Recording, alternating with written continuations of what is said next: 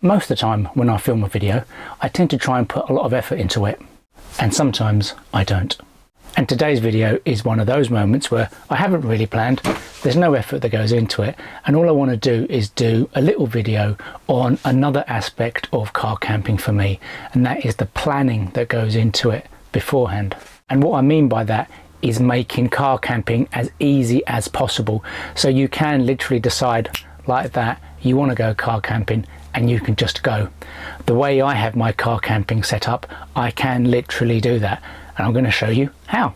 So clearly how I achieve that, I have a garage, and this is where I keep all my car camping gear. And you would have seen a lot of my stealth camping videos where at the start where I used to film myself getting ready for the car camp, but what I'm going to show you today is what I'm actually doing and how I have all my gear set up. And if you're new to my channel, my name's Matt. I have a Vauxhall Zafira and I car camp about once every month, mainly on my own, but sometimes my wife comes too. And what I do on my channel, as well as filming all my car camps I do each month, I also film a lot of, I suppose, what you could call tutorials. So I've done a lot of videos of all the bits that I use to hopefully help encourage you to be able to do car camping too. So on my channel you'll find videos of the beds I use, of the toilets I use, how I made my window covers, and basically my entire setup. But today's video is all about how I'm always prepared to go car camping. One of the most important things for me when it comes to car camping is this shelf here.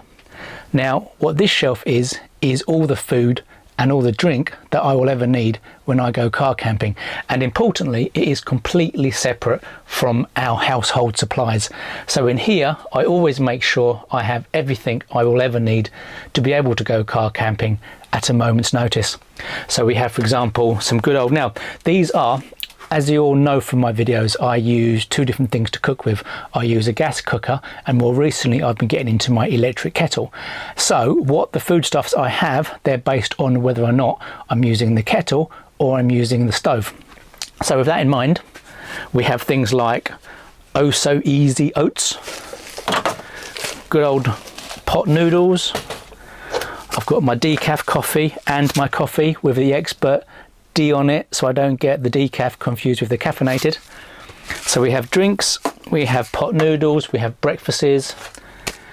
We always have canned vegetables, so canned carrots, canned sweet corn, and my personal favourite, as you'll know from all my videos, is a healthy supply of canned meats.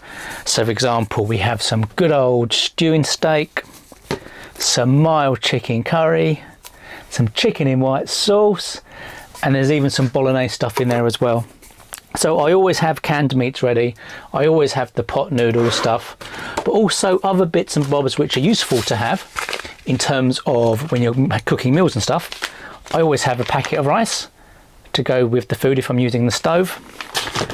Couscous is another good one, and canned potatoes. So these are all canned foods that are easy to use and they store for a long time. And in addition to all the food I've got going on, I also have my UHT milk for my coffees as well. So I buy these from Amazon, and I think this pack of 50 sachets was only £6 or so, and it has quite a good sell by date of November, this lot. But that's the key bit. So the most important thing is I always make sure that that cupboard is, or that shelf is always fully stocked up with everything that I need, because that way if I decide, like I did last week when I went to London, I literally decided the night before I wanted to go car camping, so I knew all I had to do was come out here, whack all this in a box and go. In addition to the food cupboard, the next most important bit is this racking shelf here. Now in this racking shelf I have absolutely everything I use for car camping, and it's all in these containers ready to go. So what we have here, we have my table that I use, that you've seen me using recently, my fold down table.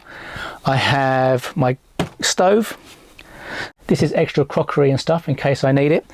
So these two boxes are the most important two that I have on the shelf, and I will show you why now.